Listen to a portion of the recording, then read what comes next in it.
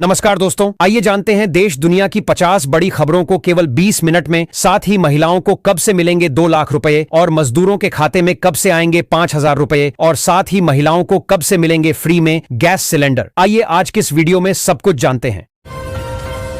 नीतीश कुमार ने चुनाव से पहले वादा किया था कि हमारी सरकार बनने के बाद सभी मजदूर के खाते में 5,000 रुपए महीना भेजा जाएगा। अब नीतीश कुमार चुनाव जीत चुका है। उन्होंने घोषणा कर दिया है कि 21 दिसंबर को सभी लेबर कार्ड धारी के खाते में 5,000 रुपए भेजा जाएगा। इससे पहले सभी लेबर कार्ड धारी अपने अपने खाते को आधार लिंक करवा लें। नीतीश कुमार चुनाव जीतने के बाद सम्राट चौधरी को उप मुख्यमंत्री का पद दे दिया है। सम्राट चौधरी हर जिला में 2-2 बुलडोजर अतिक्रमण हटाने के लिए भेजा है। जितने भी सरकारी जमीन पर अवैध कब्जा किए हुए हैं, सभी के घर दुकान सभी हटाया जा रहा है। जहां से एक 4 लाइन सड़क का निर्माण होगा और पटना की दूरी सिर्फ 4 घंटे में तय की जाएगी। नीतीश कुमार ने जीविका दीदी से जो 2 लाख रुपए महिला रोजगार योजना के तहत बिजनेस करने के लिए देने का वादा किया था, उसकी 50,000 रुपए की पहले किस्त 15 दिसंबर को सभी जीविका दीदी के खाते में भेजा जाएगा।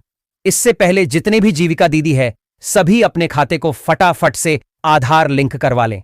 यह पैसा टोटल 4 किस्तों में दिया जाएगा। हो सकता है इसमें आधा पैसा बाद में माफ किया जाएगा। पीएम आवास योजना के तहत सभी गरीबों को घर बनाने के लिए 3,50,000 रुपए दिया जाएगा।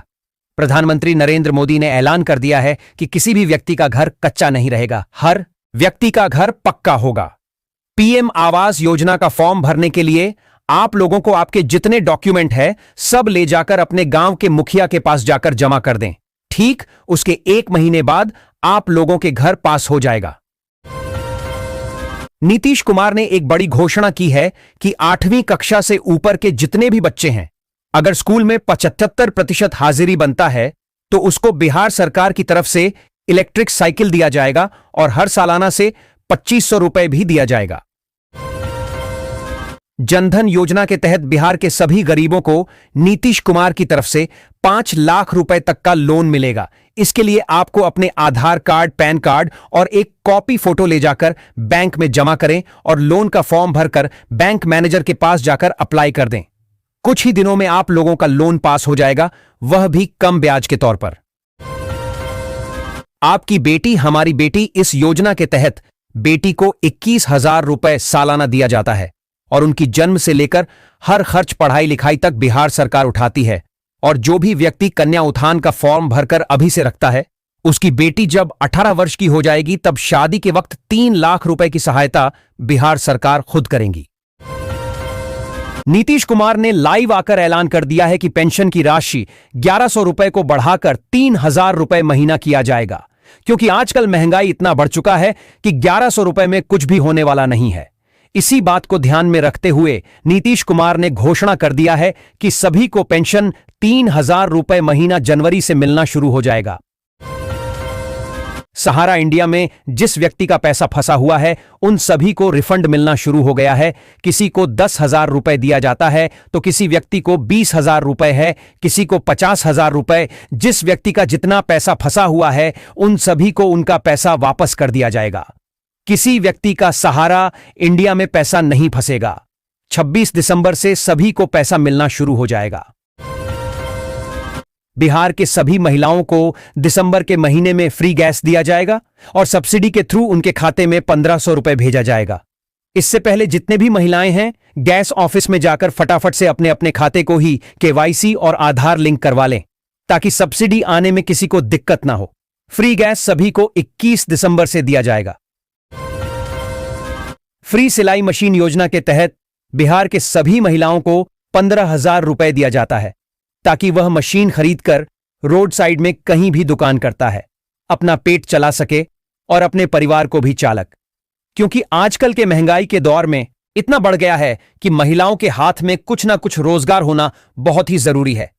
किसी को देखते हुए नीतीश कुमार ने घोषणा की है कि सभी बिहार के महिलाओं को फ्री सिलाई मशीन के तहत 15,000 रुपए दिया जाए। गया जी में 1.08 करोड़ रुपए की लागत से 15 नए शौचालय बनाए जाएंगे। इन शौचालयों में महिलाओं का विशेष ध्यान रखा जाएगा। इस पहल से श्रद्धालुओं और पर्यटकों को बेहतर सुविधाएं मिलेंगी और पर्यटन को बढ़ावा मिलेगा। यह गया में स्वच्छता की दिशा में एक महत्वपूर्ण कदम है। पटना में जाम और अतिक्रमण की समस्या से निजात पाने के लिए 3300 से अधिक सीसीटीवी कैमरों से रियल टाइम निगरानी शुरू की गई है। स्मार्ट सिटी लिमिटेड द्वारा लगाए गए इन कैमरों से यातायात नियमों का उल्लंघन करने वालों पर तत्काल कार्रवाई की जाएगी। जिला प्रशासन ने अवैध पार्किंग और ओवर स्पीडिंग के खिलाफ सख्त कदम उठाने के निर्देश दिए हैं, जिससे शहर में यातायात सुचारू रूप से चल सके। बिहार में 14 से 18 तारीख तक पल्स पोलियो अभियान चलेगा। जिलाधिकारी ने बैठक में स्वास्थ्य विभाग को आवश्यक निर्देश दिए हैं कि सभी बच्चों को पोलियो की खुराक मिले। लोगों से अपील की गई है कि वे अपने बच्चों को पोलियो की खुराक अवश्य पिलाएं। जिले में टीकाकरण केंद्र बनाए गए हैं और स्वास्थ्य विभाग की टीम घर घर जाकर भी खुराक पिलाएगी। हैम सुप्रीमो जीतन राम मांझी ने अनुसूचित जाति के लिए अलग वोटर लिस्ट की मांग की है। उनका कहना है कि सवर्ण और पिछड़ी जाति के वोटर अनुसूचित जाति के अधिकारों का हनन करते हैं। जीतन राम मांझी का मानना है कि अलग वोटर लिस्ट से अनुसूचित जाति के लोगों की राजनीतिक भागीदारी सुनिश्चित होगी। इस मांग पर राजनीतिक दलों की प्रतिक्रिया का इंतजार है। जनशक्ति जनता दल के राष्ट्रीय अध्यक्ष तेज प्रताप यादव ने जयसिंह राठौड़ को बिहार प्रदेश अध्यक्ष नियुक्त किया है। तेज प्रताप ने राठौड़ को बधाई देते हुए विश्वास जताया कि वे संगठन को नई ऊंचाइयों पर ले जाएंगे। राठौड़ ने नेतृत्व के प्रति आभार व्यक्त करते हुए कहा कि वे संगठन विस्तार और जन समस्याओं के समाधान के लिए ईमानदारी से कार्य करेंगे। तेज प्रताप ने राजद से दूरी के बाद जनशक्ति जनता दल की स्थापना की थी। बिहार में नियोजित शिक्षकों के 72,287 शैक्षिक और प्रशैक्षिक प्रमाण पत्रों की जांच होगी। शिक्षा विभाग ने सभी जिलों के पदाधिकारियों को यह निर्देश दिया है। पटना उच्च न्यायालय के आदेश पर यह निगरानी जांच हो रही है, क्योंकि 2006 से 2015 तक बहाल हुए शिक्षकों के प्रमाण पत्रों का सत्यापन अभी तक लंबित है। मुख्यमंत्री अक्षर आंचल योजना के तहत नालंदा जिले में बुनियादी साक्षरता महापरीक्षा शांतिपूर्ण ढंग से संपन्न हुई। 106 केंद्रों पर 15 से 45 वर्ष की महिलाओं ने भाग लिया। राणा बीघा केंद्र पर देवरानी जेठानी की जोड़ी चर्चा में रही, जिन्होंने बताया कि इस योजना से उन्हें साक्षरता का महत्व पता चला और आत्मविश्वास बढ़ा है। राजद नेता तेजस्वी यादव ने चुनाव परिणाम के बाद कपिल सिब्बल के यूट्यूब चैनल पर साक्षात्कार दिया, जिसमें उन्होंने महागठबंधन की हार को प्रायोजित बताया। उन्होंने कहा कि बिहार में लोकतंत्र की हार हुई है। तेजस्वी ने सरकार पर योजनाओं की नकल करने और चुनाव में रिश्वत बांटने का आरोप लगाया, जिसमें 40,000 करोड़ रुपए का वितरण हुआ। पटना समेत बिहार के 20 शहरों की हवा प्रदूषित रही, जिसमें समनपुरा का AQI 186 दर्ज किया गया। कटिहार, बेतिया जैसे कुछ जिलों में हवा संतोषजनक रही। ठंड में हवा की गति कम होने और मिट्टी ठोस न होने से प्रदूषण बढ़ा है। नगर निगम प्रशासन द्वारा सड़कों पर जल का छिड़काव किया जा रहा है। पटना हवाई अड्डे पर 8 दिसंबर से यात्रियों की परेशानी जारी है। सोमवार को 28 उड़ानें रद्द हुईं, जिनमें इंडिगो की 24 शामिल हैं। यात्रियों को भारी असुविधा हुई, कुछ को अपनी यात्रा योजना रद्द करनी पड़ी। एयरपोर्ट प्रशासन ने हेल्पलाइन नंबर जारी किए हैं। कुछ उड़ानें 5 घंटे तक विलंबित हुईं। बिहार में ठंड और प्रदूषण के कारण अस्पतालों में COPD के मरीजों की संख्या बढ़ गई है। डॉक्टरों का कहना है कि प्रदूषण और ठंड से सांस लेने में तकलीफ और खांसी की समस्या बढ़ रही है। मरीजों को प्रदूषण से बचने और ठंड में गर्म कपड़े पहनने की सलाह दी गई है। बिहार में भ्रष्टाचार के खिलाफ सरकार की कार्रवाई जारी है। गुलजारबाग पॉलिटेक्निक के मेस प्रभारी प्रोफेसर मिथिलेश को विजिलेंस ब्यूरो ने रिश्वत लेते गिरफ्तार किया। प्रोफेसर पर मेस में बने खाने के बिल भुगतान के लिए आपूर्तिकर्ता से 1.5 लाख रुपये की रिश्वत मांगने का आरोप है। शिकायत मिलने पर निगरानी टीम ने जाल बिछाकर उन्हें रंगे हाथों पकड़ दहा। पटना एयरपोर्ट पर इंडिगो की 10 उड़ानें रद्द होने से यात्रियों को भारी परेशानी का सामना करना पड़ा। यात्रियों की सुविधा को ध्यान में रखते हुए स्पाइसजेट ने दिल्ली पटना मार्ग पर एक अतिरिक्त उड़ान सेवा शुरू की है। इस कदम से यात्रियों को कुछ राहत मिलने की संभावना है। मुख्यमंत्री नीतीश कुमार ने फुलवारी शरीफ में पटना डेयरी प्रोजेक्ट सुधा का निरीक्षण किया। उन्होंने दुग्ध उत्पादन समितियों का विस्तार करने और अधिक लोगों को जोड़ने का निर्देश दिया, जिससे रोजगार के अवसर बढ़ेंगे और लोगों की आय में वृद्धि होगी। उन्होंने कृषि रोडमैप के माध्यम से किसानों को हो रहे लाभों पर भी प्रकाश डाला और डेयरी प्लांट के विस्तार पर जोर दिया। बिहार सरकार ने राज्य में 100 रुपए फास्ट ट्रैक कोर्ट स्थापित करने की घोषणा की है। उप मुख्यमंत्री सम्राट चौधरी ने कहा कि इस कदम से लंबित मामलों को तेजी से निपटाने में मदद मिलेगी और लोगों को जल्द न्याय मिलेगा। यह बिहार की न्याय व्यवस्था में सुधार की दिशा में एक महत्वपूर्ण कदम है। सासाराम विद्युत आपूर्ति प्रमंडल में 70,609 उपभोक्ताओं के घरों में स्मार्ट प्रीपेड मीटर लगाए गए हैं।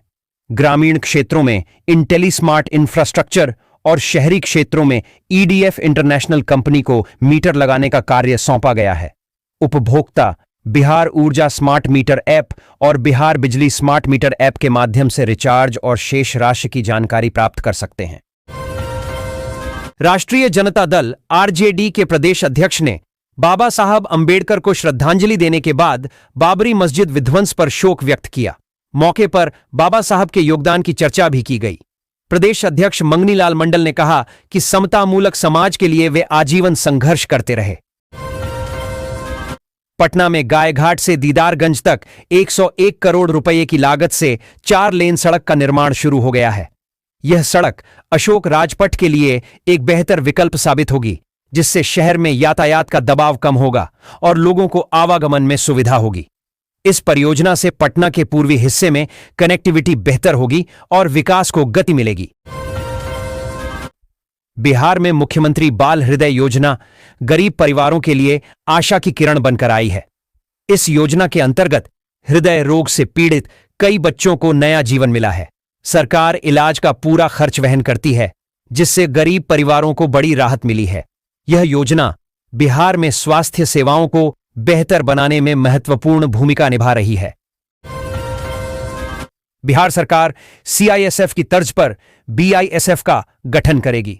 इसका उद्देश्य राज्य की औद्योगिक इकाइयों को सुरक्षा प्रदान करना है, जिससे निवेश और विकास को बढ़ावा मिले।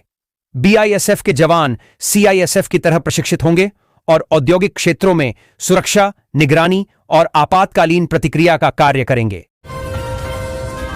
चिराग पासवान की पार्टी लोजपा रामविलास ने बलरामपुर की विधायक संगीता देवी को विधानसभा का मुख्य सचेतक नियुक्त किया है।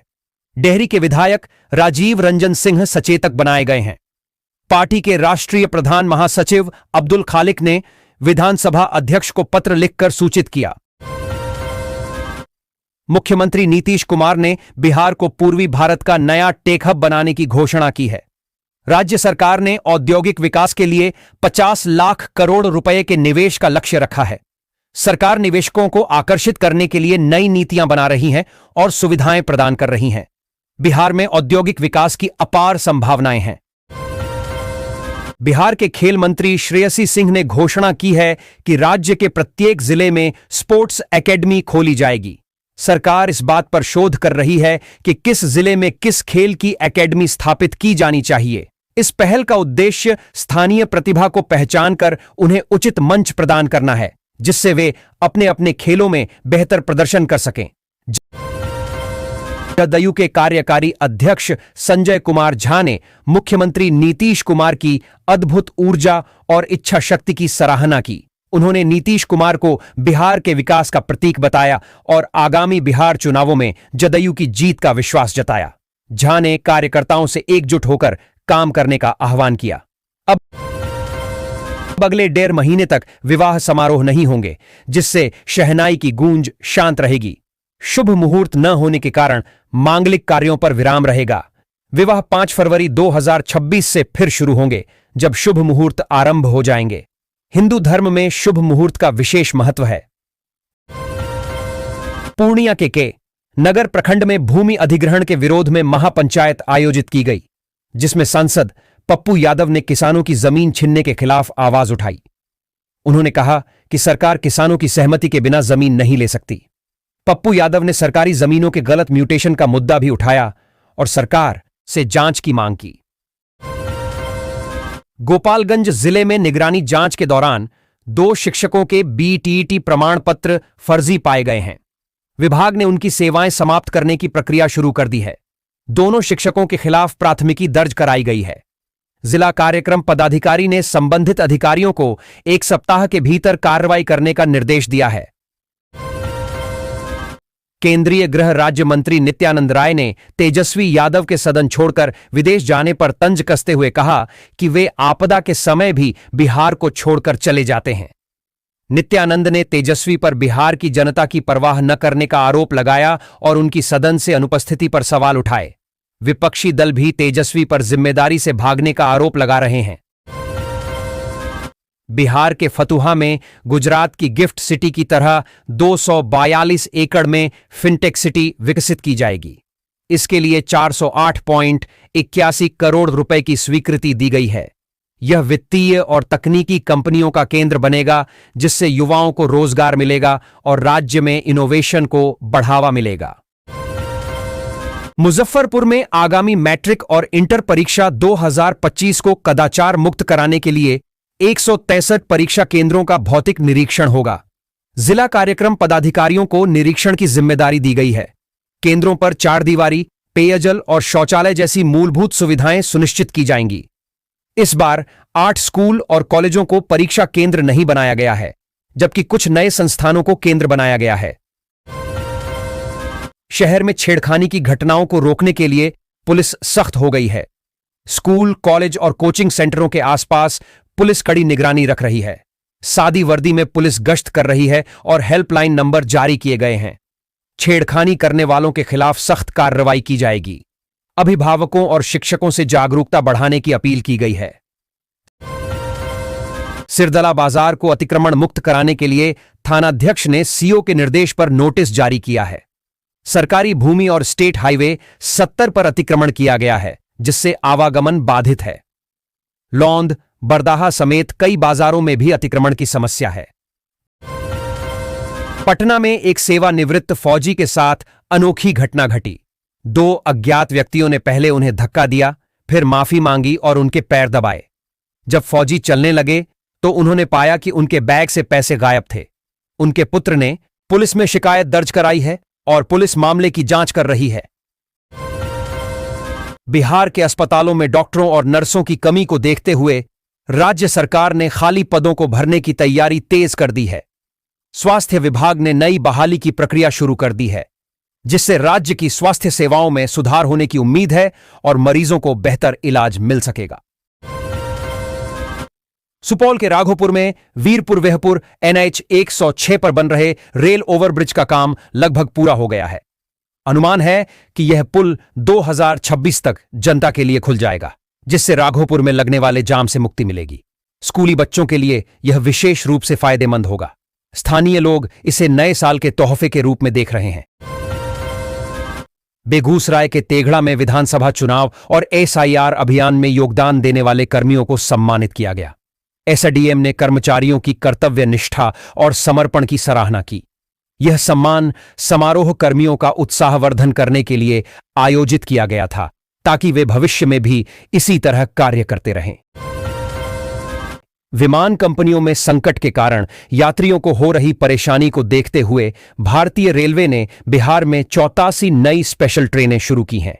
यह कदम यात्रियों को उनके गंतव्य तक सुरक्षित और आसानी से पहुंचाने में मदद करेगा।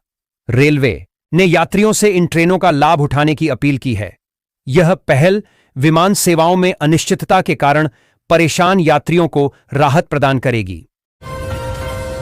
नीतीश कुमार ने चुनाव से पहले वादा किया था कि हमारी सरकार बनने के बाद सभी मजदूर के खाते में 5,000 रुपए महीना भेजा जाएगा। अब नीतीश कुमार चुनाव जीत चुका है। उन्होंने घोषणा कर दिया है कि 21 दिसंबर को सभी लेबर कार्ड धारी के खाते में 5,000 रुपए भेजा जाएगा। इससे पहले सभी लेबर कार्ड धारी अपने अपने खाते को आधार लिंक करवा लें।